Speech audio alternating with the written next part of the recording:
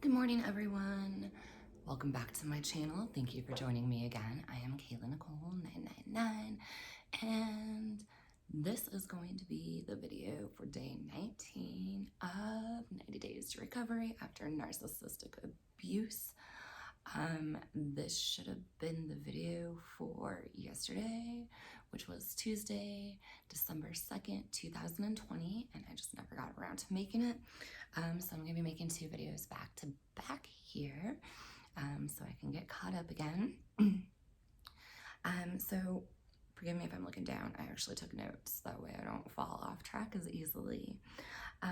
So today we are going to be talking about potential issues you could experience after dating a narcissist.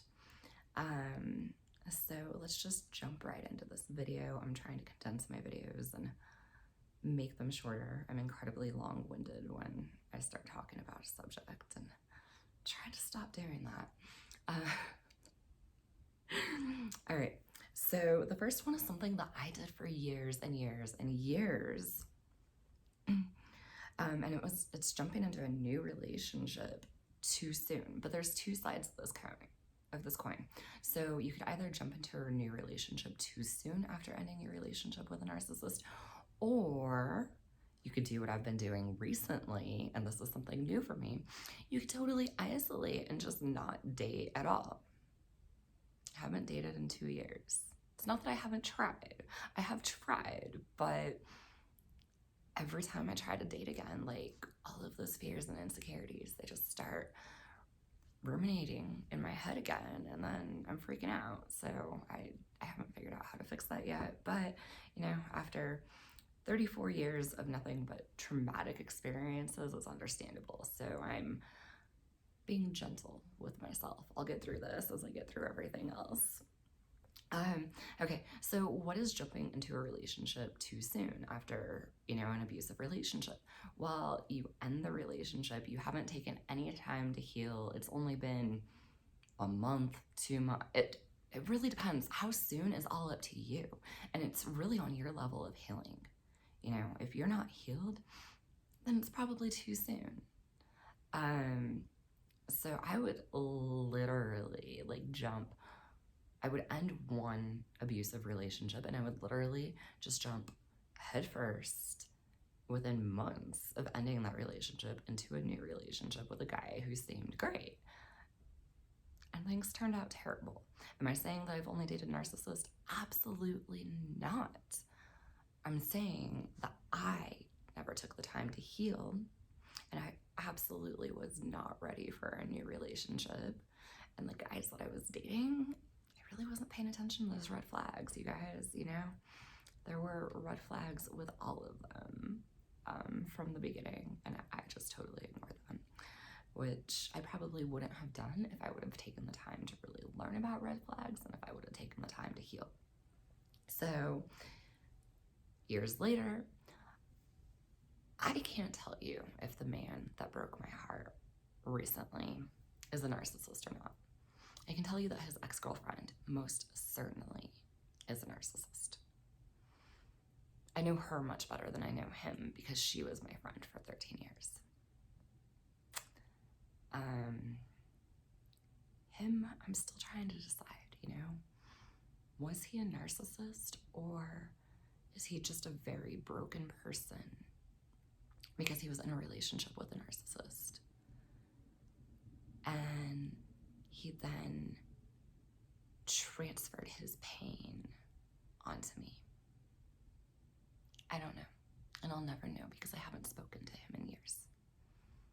And at this point, I have no intention of ever speaking to him again.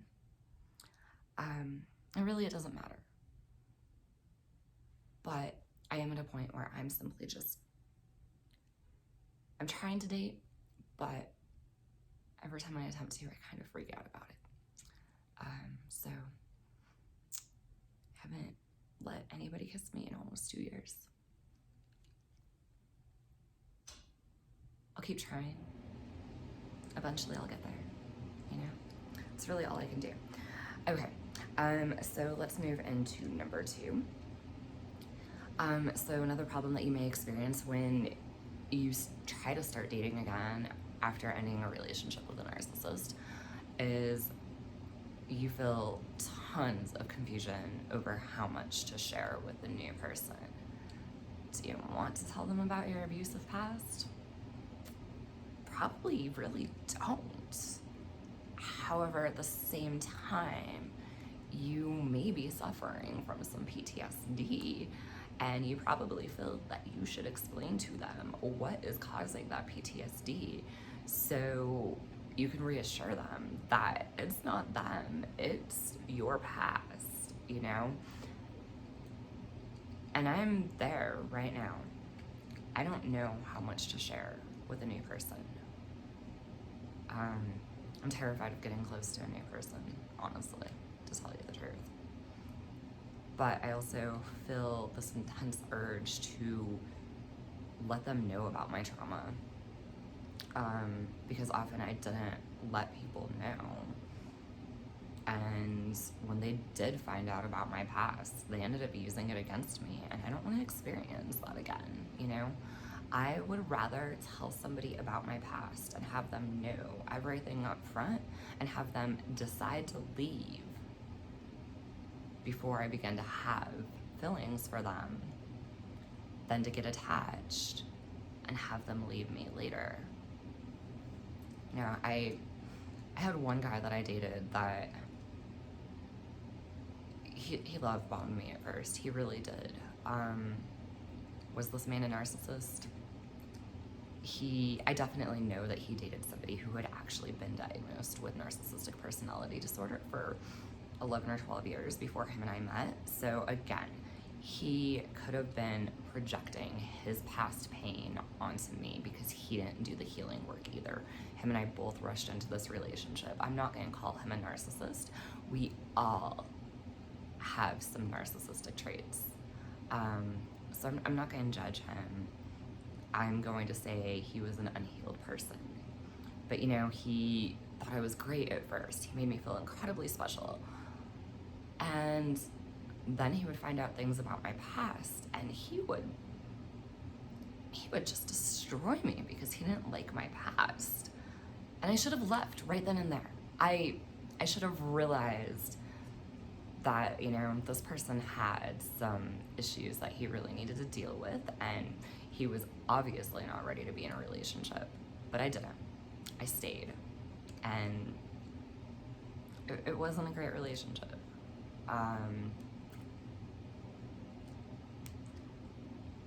However, this person has done a lot of healing work, and we are still in contact, you know. We decided we definitely are not compatible in a romantic relationship, but we are really good friends. And I'm not mad at him for the past, because I also was a very unhealed person too, and it didn't go well. Moving on.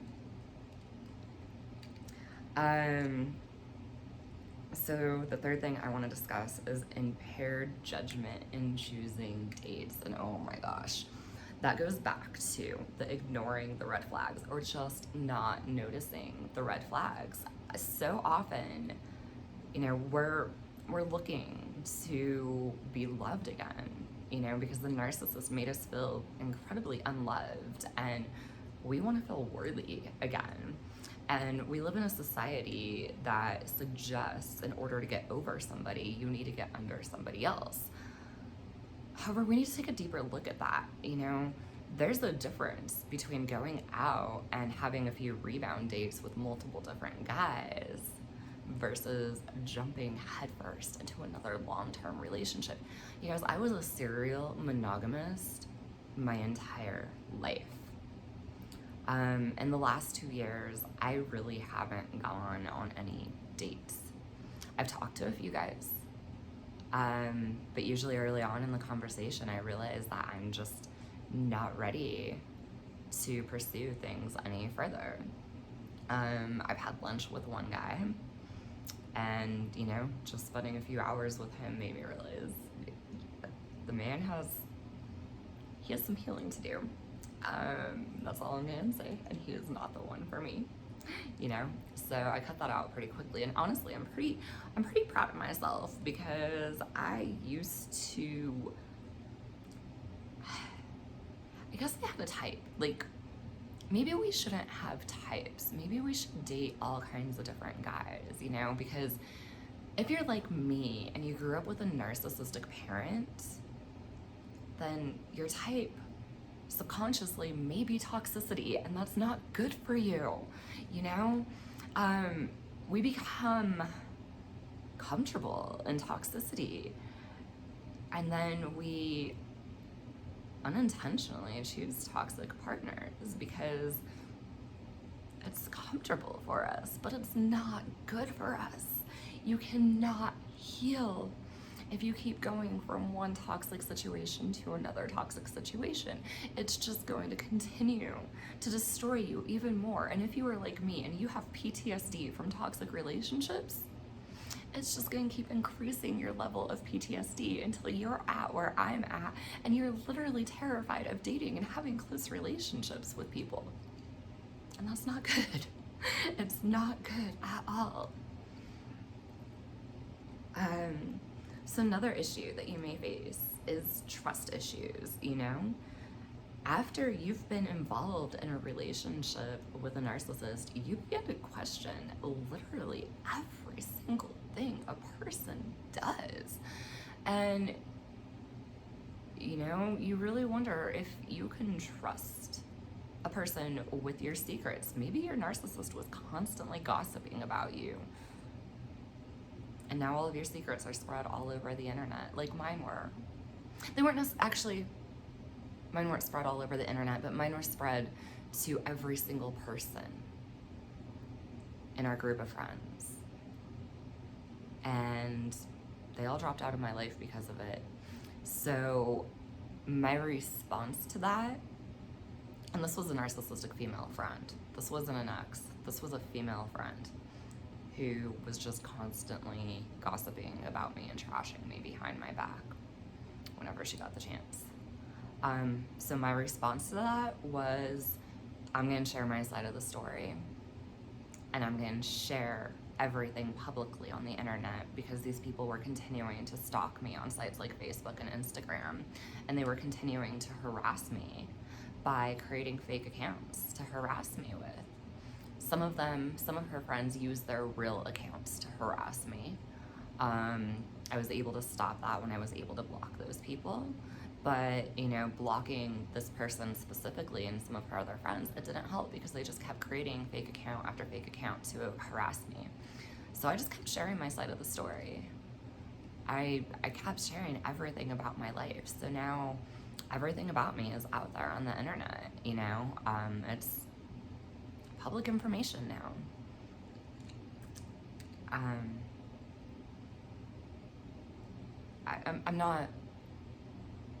I'm not mad at myself for doing that. It may not be the direction you want to go. It has potential to ruin your career and ruin relationships with other people. I started having even more people that did not know my narcissist drop out of my life when I started sharing much about my life and my past on the internet. And honestly, it's okay. It's okay, because eventually I started having people reach out to me and thank me for sharing my stories, because my stories help them in some sort of way.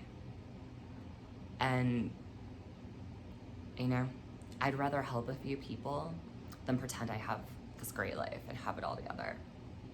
I'm not going to pretend anymore. I'm not putting on that mask anymore. And if you don't like that, that's fine. If you want to continue living in this world and putting on that mask and, you know, showing only one side of yourself to the general public while being a completely different person behind closed doors, that's absolutely fine. But I'm not doing that anymore. But, you know, your narcissist may have cheated on you. I have been cheated on time and time again, and I'm terrified of being cheated on again. I don't mean to have trust issues, but I do. My narcissists, multiple narcissists in my life, I was unable to have conversations with them. It would always turn into an argument. I was constantly walking on eggshells. So now I fear that I can't share my feelings openly. and honestly with another person. And instead of just having conversations that need to be had, I sit there and I freak out about having these conversations and how the person is going to react. And it's terrible for me, you know. I'm literally scared of talking to another human that I'm in a close relationship with, whether it be friendship, you know, platonic relationship, or romantic. I shouldn't be here, but I am. And it's up to me to heal and get over it. I'll get there eventually. And final thing I'm going to discuss in this video that you may experience after ending your relationship with a narcissist is insecurities. Your narcissist literally did everything they could to destroy your self-worth. They destroyed your confidence. They destroyed your self-esteem. They were constantly building you up just a little bit to knock you down. They were constantly devaluing you, telling you that you're not good enough. They were constantly belittling you. And if you stayed in that relationship with a narcissist long enough, you began to believe all of those negative things that they were stating about you. So now I meet guys that seem great, and I start worrying that I'm not good enough for them. And I let my own insecurities end what could possibly be before it even begins. And I need to work on how to fix that. But I constantly meet these guys that seem to have their shit together. And then I look at myself and I'm calling myself a train wreck still, you know? Like, I'm 36 and I don't have a stable source of income. I'm working multiple jobs, usually 7 days a week, just to make ends meet. I hardly ever take a full day off, you guys. A day off to me is only working one of my jobs.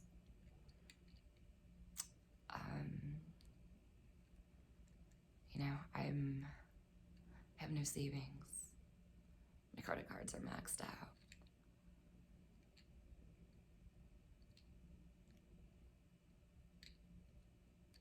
I have a hard time committing to things. I say I'm going to do something and then I'm just so tired and exhausted because I'm still trying to heal that I'm unable to actually do it. And I don't want my problems becoming a burden on this new person I'm attempting to date. So I'd rather just walk away in the beginning than attempt to find somebody who's okay with my past and okay with my insecurities and a healthy partner who's willing to be patient with me as I continue to heal, who's willing to take things slow. I just automatically assume that I'm not good enough.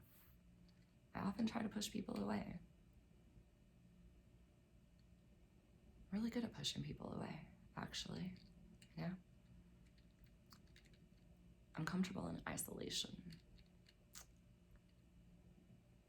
Clearly, I still have a lot of work to do, but that's okay. You know what? I'm putting in the work on myself, and I'll get there eventually. Like, I have to continue being gentle with myself. I can't be mad at myself because I've been abused.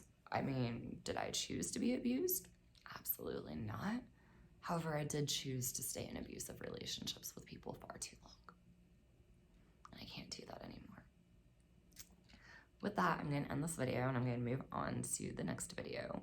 And as always, thank you guys for joining me. If you want to stay connected with me, please be sure to hit that subscribe button. Give me a thumbs up if you love this video. Give me a thumbs down if you didn't. And if you have anything to share with me in the comments, please do. I love chatting with you guys. Thanks so much. I hope you have a wonderful day, and I will see you guys again real soon. Bye-bye.